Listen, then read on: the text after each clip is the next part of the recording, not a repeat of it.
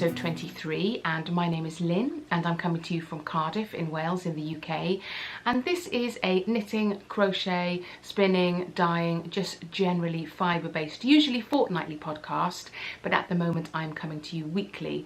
We are still in lockdown here in the UK, so I have a little bit more time at home, so I thought I would use that opportunity to chat to you a little bit more. If you are a new viewer, thank you so much for dropping by. I'm glad you found me. How brilliant. This is going to be great, I hope. If you are a returning viewer, thank you so much for coming back. It is great to spend some time with all of you today, and I hope you have a cuppa, your knitting bag, crochet bag, you're on your spinning wheel, all those kind of things, but you've taken some time out, and I very much appreciate you spending it with me. There is a lot of podcasts out there at the moment, so thank you for giving me some of your time. What have we got in store today? No finished objects. Yes, works in progress. For those of you that don't know, I had a bit of cast-on-itis a couple of weeks ago, and now that is manifesting itself in some languishing whips as I try and get to the end of certain things. But there we are.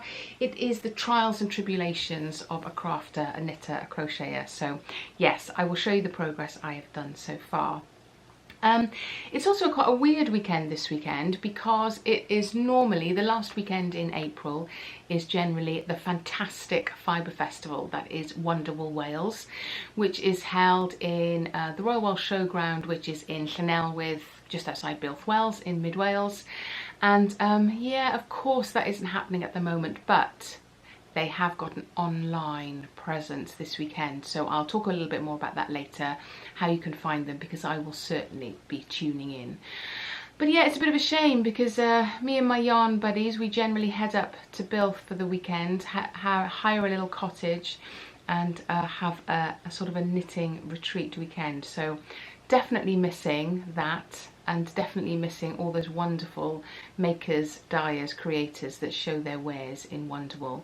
But next year, it's going to be great. I hope some of you that haven't been to Wonderwool will make the trip to lovely mid Wales, where I am from originally, and see what they've got on offer there. But anyway, let's move on before I digress too much. Lots to talk about today, I think. What have I been up to?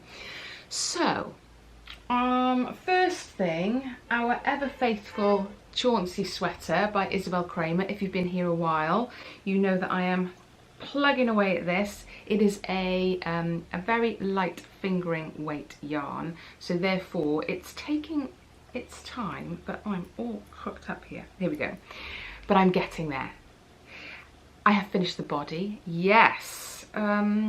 Let me see, which way round is it? Oh my goodness. Yes, so this is the Chauncy sweater, as I just said.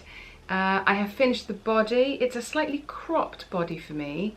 So normally, I like to go with a 10.5 inch distance from underarm to bottom of the ribbing section. I like to wear my sweaters a little bit cropped.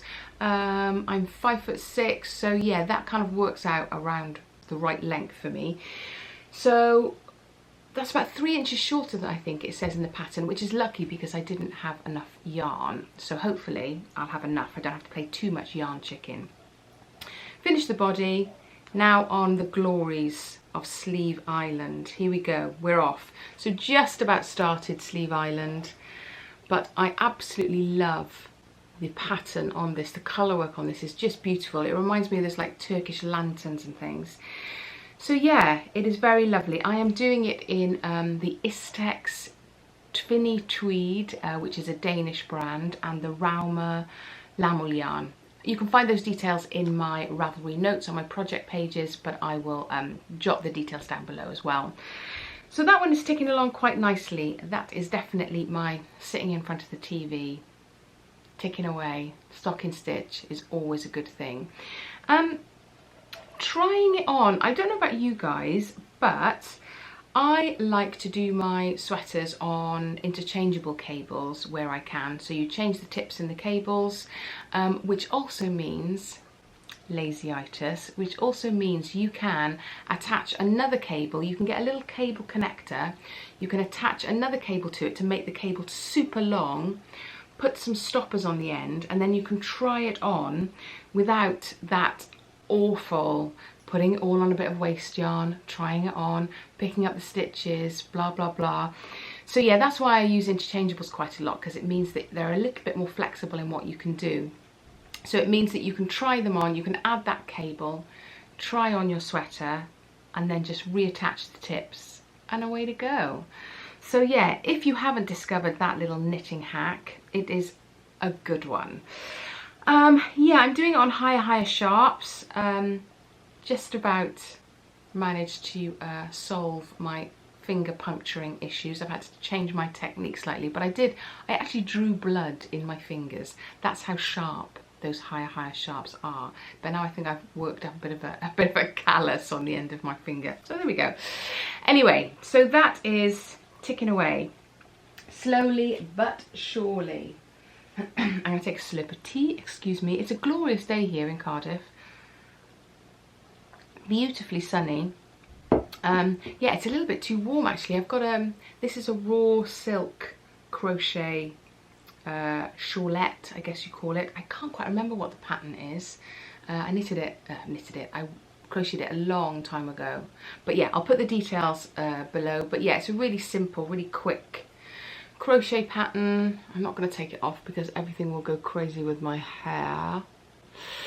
Yeah, so it's a bit warm for this today actually. It was quite chilly this morning, but now it is getting warmer.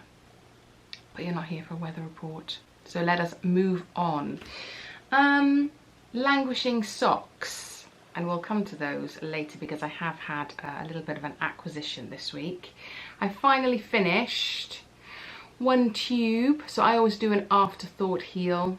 This is some leftover sock yarn from my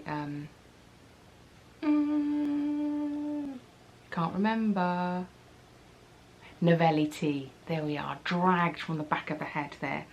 But as I was doing the toe decreases, I dropped a blinking stitch, didn't I? So yeah, I've caught that stitch up there, and then I will sew it in with a little bit of thread afterwards. But it's a really lovely sock yarn. I honestly can't remember where it's from.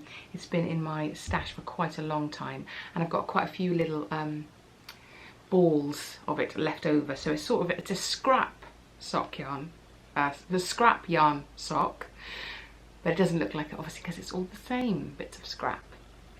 So I shall be casting on the second one of those today, I think. What else? Oh yes, so my shoulder to shoulder MKAL, which is done or hosted by Anne Kingstone and Sarah Alderton. I am way behind. There were 3 weeks, 3 mystery patterns. You had 2 options and you could choose an option of what you wanted to do. So luckily the whole pattern is out there, so I'm definitely not giving you any spoiler alerts. And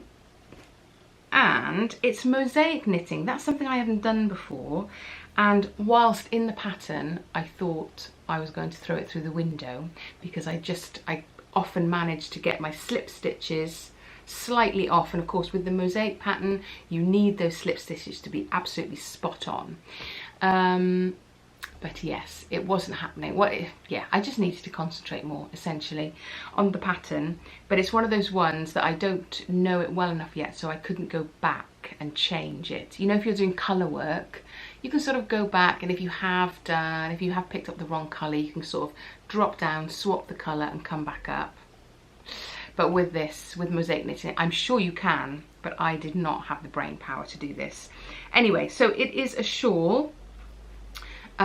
2 contrasting sock yarns, 4-ply sock yarns, and the edging is quite difficult to see because it's a lovely little lace edging, but obviously it'll need to be blocked out to see properly. It's like a little a leaf pattern, but here is the mosaic, so I am quite happy with that. It's come out really nicely, worth all that concentration.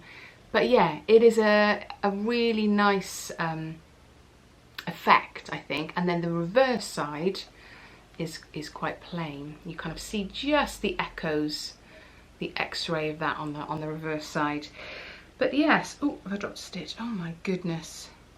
Can you imagine the drama? It's fine, it's fine. You can breathe, everyone. You can breathe, it's fine.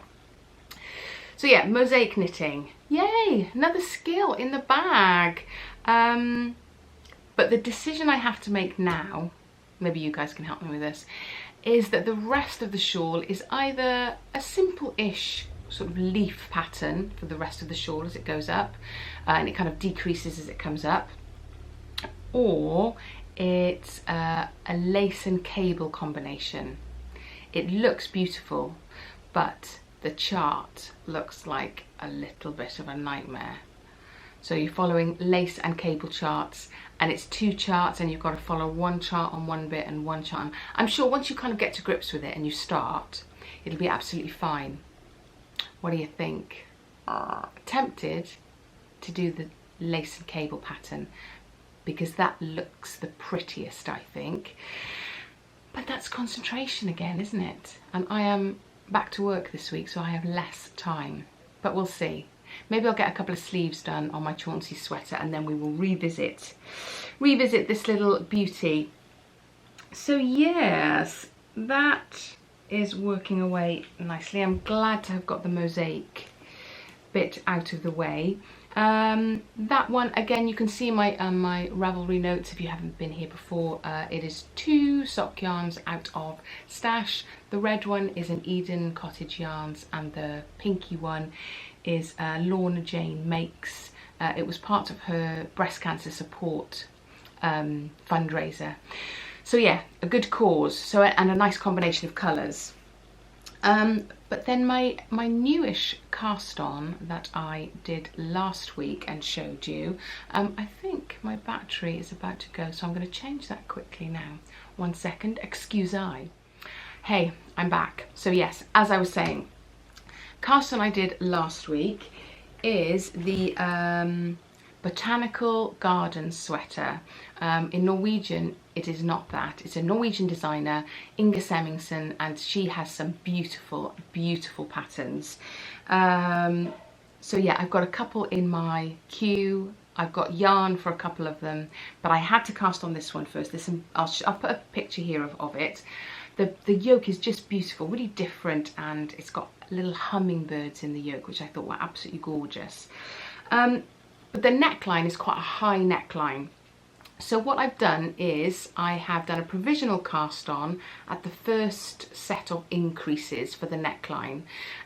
Most top-down sweaters, if you're doing them in the round, obviously, they have those increases as you kind of work down the neck. So if you ever have a problem with the neckline, or you want to alter the neckline, then you can just jump on at the next increase and start it there. Or, I haven't done this before, but I thought I would do this provisional cast on, and then I can work up the neckline once the rest of the sweater is done. I've tried it on, I've worked out how high I would like the neckline. The neckline looks really, really pretty in the picture, but I know that I don't really like things too high. What will happen is I will add the neckline and I will get exactly to where it was originally, but at least I've got I feel a bit more in control of where that neckline is going to go. Yeah. So this is the pattern so far. I've just kind of started the first chart. I'm not sure if you can see the differences yet. And I'm working it in a gradient. So these are the first kind of sets of leaves of the first bit. And you've got this, this ribbing for the neckline. This was the first ball out of my bag of cotton and happened to kind of be the same colour as the colour work. What a coincidence, eh? So yeah, that is, even though it fits really nicely, that is not what it's going to be. That's not what the neckline is going to end up being. But yeah, so here is the little leaves. Oh, look, it really blows it out. You can't really see it. Yeah, they're there. There they are. Gently tucked away there. And it is a gradient, the yarn I'm using for the colour. So this was a sock blank I bought at Wonderwool, Wales, about 5 years ago. And you can see this lovely, I'm going from the centre pull, so there's a lovely little gradient going through into this tealy colour. It's got a little bit of sparkle in as well. I don't know if the camera picks that up. So that should be quite a nice light sweater. And then the main colour is just simply an undyed merino 4-ply. Yeah, and it's got a nice bit of, what's the word? A bit of sheen to it, but it fluffs up really nicely. It's beautifully soft. So that is ticking away. So I want to have a little crack on with the, oops, caught it up, with the chart for the rest of today. And get through that. It's always wonderful, isn't it, when you have a colour work chart, especially something that is worked in sections and you get very different things. So there's a row of leaves, and then there's the hummingbird pattern, and then there's a second row of leaves. So it's nice to do those little sections as you go down. But yeah, as I say, a Norwegian designer, and sticking on the Norwegian theme, I did make a little purchase this week.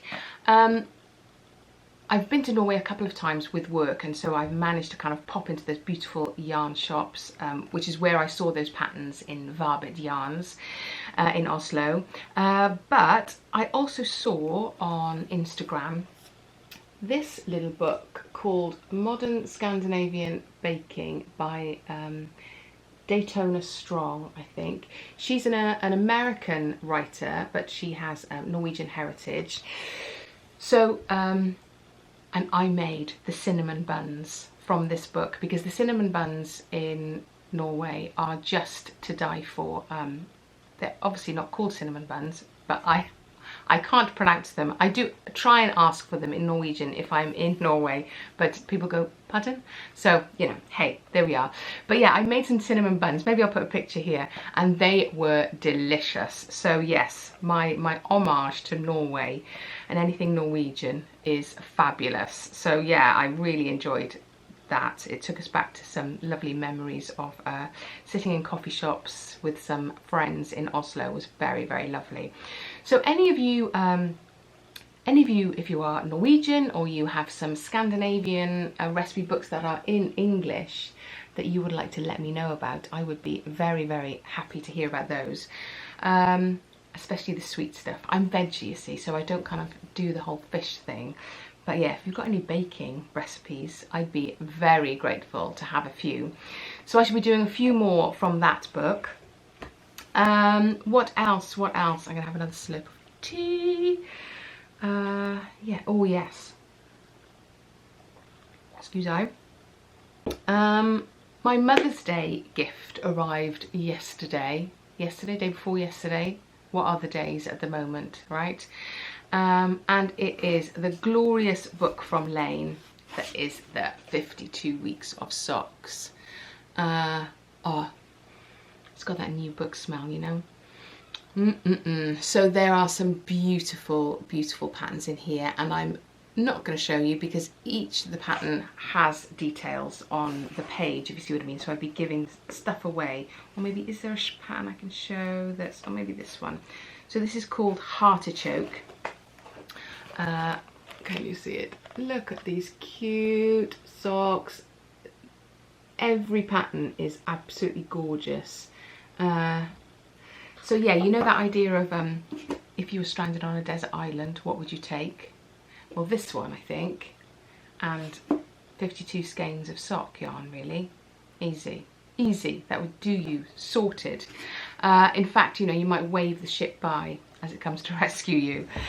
So with that, and I bought that from a yarn store in the UK called the Loveliest Yarn Company, and they were very lovely. Obviously with everything, postage is a little bit delayed, the panic of orders getting through, etc. So yes, they were very, very lovely. I recommend them, and their beautiful service, wonderfully packaged it was, with a nice little sticker and some tissue paper, you know, the joy of that. So happy Mother's Day to me.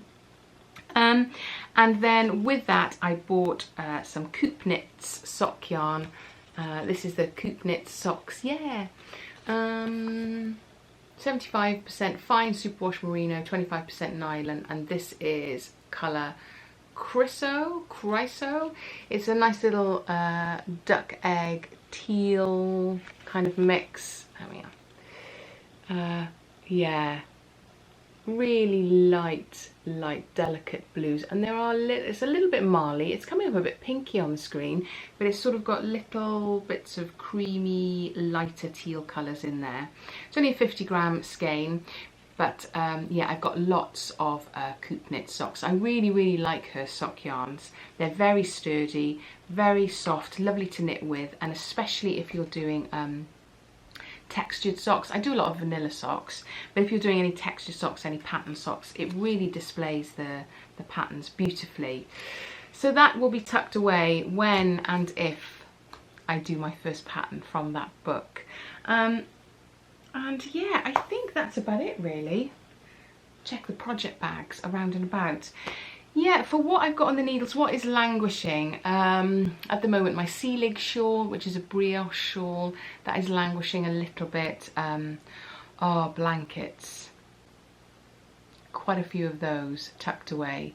Maybe I should do a whole episode on languishing blanket projects. That might get my backside into gear and do a bit more on them. But especially now the weather's getting warmer, it's hard to sit under a blanket, isn't it, in crochet? I mostly do crochet blankets, although I do have one knitted one on the needles. Yeah, maybe I'll do that one of these days.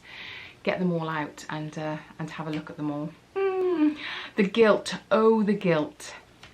But I think that's all of the knitting content really. So if you're only here for that, I hope you are having some joy from your knitting. I hope you are safe and well, and that yes, your project bag is giving you some calm in a very stressful world at the moment. But yeah, if you are hanging around, Wonderwool Wales, yes, they have an online show this weekend. So as soon as I finish with you, I'm going to hop on there and see what that's about. Like I said, it's the last weekend in April always. Hopefully I'll put this out by lunchtime today, so you might still have the opportunity to jump on board with that. It's the Facebook group is called Wonderwool Wales Limited is the specific group for the online show, and I think the hashtag is virtual Wonderwool on Instagram. But I'll put the details here. I'll have a little check. But it would be great if you could pop along and maybe, if you can, support some of those dyers. Because obviously the weekend is usually so busy, so people have been preparing for that. People prepare for that for months and months and months.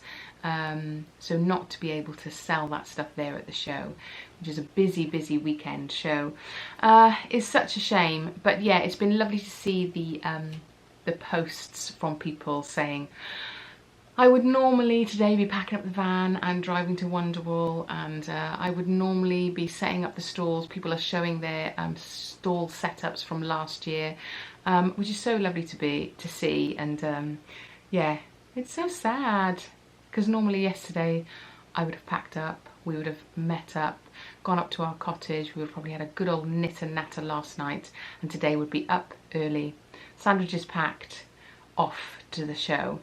But sadly that is not to be. So once I finish with you guys, I will be checking out their online content to see if I can make a couple of cheeky purchases, things that I would always be planning to buy up there.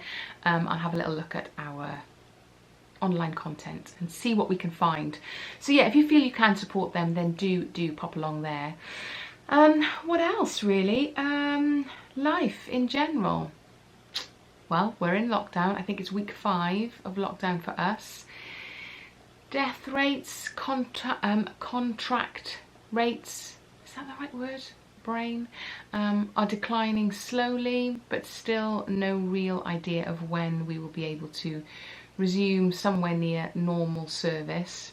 I'm a university lecturer, for those of you that don't know, so it was our first week back this week.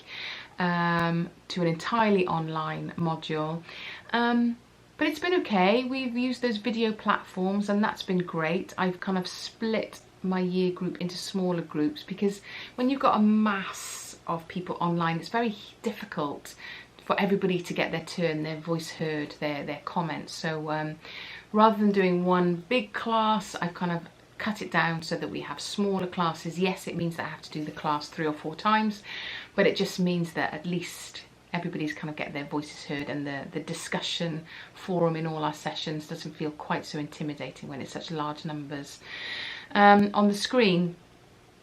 So that's been lovely to see them. It's been nice to get my teeth stuck back into work, but it means that the knitting time is less now.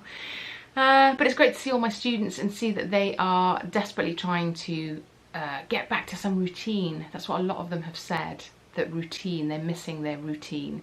So it's been good to get that back on board. And for us as a family, we're home, we're all okay. We had lockdown haircuts this week. I've had a go at my fringe. It's not been too bad, but my hair hasn't been this long for a while, I don't think. Yeah, not too uneven fringe.